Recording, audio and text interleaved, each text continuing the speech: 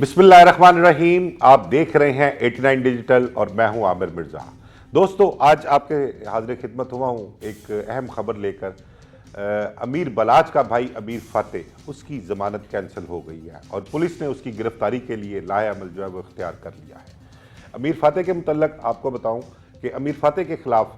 जावेद भट्ट जो तीफ़ी भट्ट का बहनोई था, उसके कत्ल के इल्ज़ाम में FIR दर्ज थी। अमीर फातेह और इसका एक शरीक मुलज़म जो था वो कैसर भट्ट, इन दोनों को FIR में नामजद किया गया था और इन दोनों मुलज़मों को मौके पर रखा गया था। ठीक है, उसके बाद फिर अमीर फातेह जो है वो मफरूर हो जाता है इस FIR में, जबकि पुलिस जो है जावेद भट्ट को कत्ल करने वाले जो शूटर्स थे अज़हर वगैरह, उनको गिरफ़्तार करती है। और गिरफ़्तारी के दौरान जब तफ्तीश होती है तो वो इंकशाफ करते हैं कि जावेद भट्ट को उन्होंने कत्ल किया, और कत्ल किसके कहने पर किया? अमीर मौसब का उन्होंने नाम लिया। उनका कहना था कि अमीर मौसब के साथ उनकी डीलिंग हुई थी और बीच में एक अमीर मौसब का मुलाजिम था जिसका नाम आरिफ भट्टी था, उसने ये डील करवाई थी और उस डील के तहत जो शूटर्स थे उन्हें एक 5-5 मरले का प्लॉट और गालबन कोई 5-5 लाख रुपया या 10-10 लाख रुपया उनको मिलना थे। तो प्लॉट तो नहीं मिले थे, लेकिन उससे पहले ही वो गिरफ़्तार हो गए थे और गिरफ़्तार होकर उन्होंने जावेद भट्ट के कत्ल की सारी कहानी जो थी वो पुलिस के सामने रख दी थी। जब OCU ऑर्गेनाइज्ड क्राइम यूनिट था CCD से पहले, तो उसके जो DIG थे इमरान किश्वर और SP आफ्ताब फुलरवान थे, उन्होंने बरमला ऑन कैमरा ऑन रिकॉर्ड ये बातें कही थी कि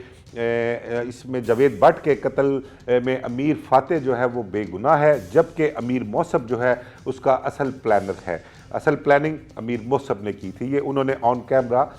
कई मरतबा जो है बात कही थी। अब उसके बाद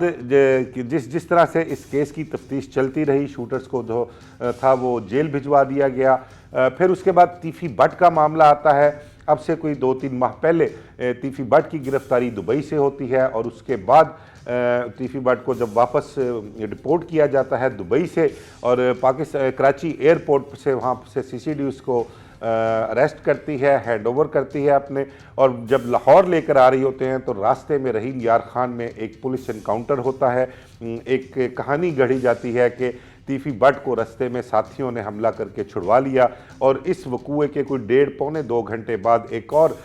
वाक़या होता है और जिसमें पता लगता है कि तीफ़ी भट्ट जो है वो अपने ही साथियों की फायरिंग से मारा गया, क्योंकि किसी जगह पर CCD का उनका आमना सामना हुआ तो क्रॉस फायरिंग हुई और CCD ने दावा किया कि तीफ़ी भट्ट अपने ही साथियों की फायरिंग से मारा गया। तीफ़ी भट्ट की हिलाकत के बाद जो जावेद भट्ट का बेटा हमज़ा भट्ट है, हमज़ा जावेद भट्ट की जानिब से सोशल मीडिया पर, नेशनल मीडिया पर आवाज़ उठाई गई, बार बार कहा गया कि मुझे इंसाफ चाहिए, और उसकी डिमांड ये थी कि जिस तरह से तीफ़ी भट्ट का पुलिस इनकाउंटर किया गया है, या जिस तरह से पुलिस ने CCD ने अमीर बलाच को इंसाफ देने का क्राइटेरिया सेट किया है, मुझे भी उसी तरह से इंसाफ फराहम किया जाए। मेरा बाप भी शूटर्स ने मर्डर किया, जिन लोगों ने मर्डर करवाया उनको भी कैफरे किरदार तक पहुँचाया जाए, ये हमज़ा भट्ट का जो था बार बार तकाजा था और अफसरान से डिमांड भी थी। इस डिमांड के बाद अफसरान की जानिब से अमीर फातेह की गिरफ्तारी के लिए, क्योंकि अमीर फातेह इस केस में मफरूर था, उसको फाइंडिंग तफ्तीश में नहीं लिखी गई थी। अमीर मौसब के मुतल्लिक जो फाइंडिंग लिखी गई थी उसमें अमीर मौसब ज़मानत करवा कर अदालतों में पेश भी हुआ, और पेश होने के बाद अदालतों से उसकी ज़मानत कन्फर्म भी हुई। ये अमीर मौसब का स्टेटस था, लेकिन जो अमीर फातेह का स्टेटस था वो स्टिल उसमें एक मरतबा उसने ज़मानत करवाई थी, और ज़मानत करवाने के बाद उसकी बेल जब कैंसिल होती है और वो मफरूर हो जाता है, तो पुलिस की जानिब से फिर जब एक प्रेशर बिल्ड किया जाता है मुलज़म पार्टी पर, उनका जो अड्डा है शालमी में, वहाँ पर 2 मरतबा रेड की जाती है, एक मरतबा 3 लोगों को गिरफ़्तार किया जाता है, दूसरी मरतबा अड्डे को सील करवा दिया जाता है। इस दौरान अमीर मौसब का राब्ता होता है पुलिस अफसरान से, और वो उनसे कुछ टाइम लेता है और उनको यकीन दहानी कराता है कि वो अमीर फातेह को जल्द ही अदालत में सरेंडर करके तो शामिल तफ्तीश होगा, और वो उन्होंने किया भी। अमीर फातेह ने अपनी बेल करवाई, बेल करवा के वो शामिल तफ्तीश हुआ। उसने जो JIT बनी थी SP सदर की सरबराही में, DSP इन्वेस्टिगेशन कमर अब्बास जो थे वो भी इस अपना तफ्तीश का हिस्सा थे, इस JIT का हिस्सा थे, और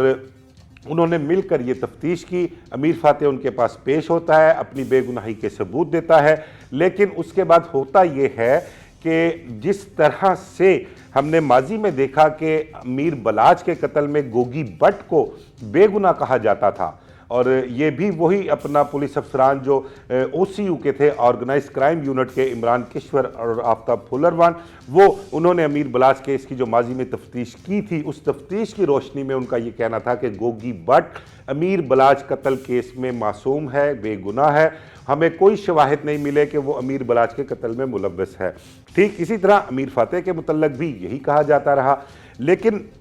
गोगी भट्ट को जब अपना JIT ने तफ्तीश की और JIT ने तफ्तीश के बाद जब गोगी भट्ट को गुनहगार लिखा तो हम सब के लिए बहुत हैरान कुन था। इसी तरह अब जो JIT ने अब जावेद भट्ट के कत्ल की तफ्तीश की और उस तफ्तीश में उन्होंने अमीर फाते और अमीर मौसफ दोनों को ही गुनहगार डिक्लेयर किया, ये भी हमारे लिए बड़ा हैरान कुन था। और डिक्लेयर करने के बाद जो पिछले महीने की गुज़िश्ता साल के आखिरी महीने की जो तारीख थी अदालत में, गालबन 22 तारीख थी, उसके 22 तारीख को वो पेश भी हुआ, और जब पुलिस ने वहाँ पर अदालत में चालान जमा कराया तो पता लगा कि इन दोनों भाइयों को जावेद भट्ट के कत्ल केस में गुनहगार लिख दिया गया है। उसके बाद अदालत ने 2 दिन का टाइम दिया, 24 तारीख पड़ी, 24 को भी ये अदालतों में पेश हुए, और 24 के बाद जो था अपना आज तारीख थी उसकी अमीर फाते की अदालत में सैफुल्लाह हंजरा हैं जो जज साहब हैं, उनकी अदालत में पेशी थी। आज सख्त पहरे में और निगरानी में अपने साथियों के साथ अमीर फाते जो है और वकला की बड़ी तादाद वहाँ पर मौजूद थी, अदालत में पेश होता है, वहाँ पर अपनी हाज़िरी लगवाता है और फिर उसके बाद वो वहाँ से चला जाता है। जो जज साहब थे उनकी तरफ से फौरी फैसला नहीं सुनाया गया। इस कार्रवाई के बाद पुलिस की जानिब से इस्तदा भी की गई कि हमें जो मुल्ज़म की हवालगी है वो मकसूद है और जिसकी वजह से हम तफ्तीश जो है अपनी वो आगे बढ़ाएंगे, और बेल जो है उन्होंने ख़ारिज करने की इस्तदा की थी। उसके बाद 2 से ढाई घंटे के बाद गालबन को फ़ैसला आता है तो पता लगता है अमीर फाते की ज़मानत जो है वो कैंसिल हो गई है। अब उसके बाद अमीर फाते जो था वो किसी महफूज मुकाम पर जा चुका था।